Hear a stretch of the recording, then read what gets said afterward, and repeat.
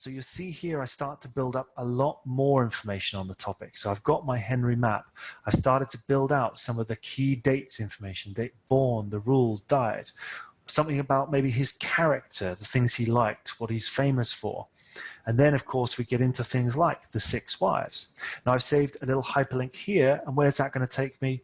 That's just going to take me off to the specific Wikipedia page, for example, about the wives of Henry VIII. So a lot more information there than I can really want to capture in my map. I then started to capture a little bit of information about the wives themselves and their stories, but you'll also see down here this English Reformation topic.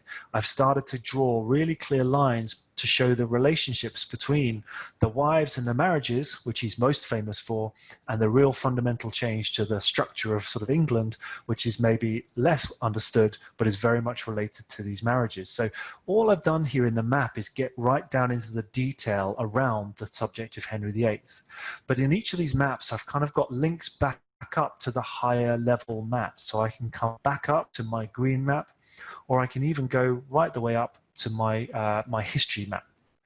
So this is hopefully a relatively easy to understand illustration of how, as you build knowledge of a subject, you have that sort of high level view of the total subject.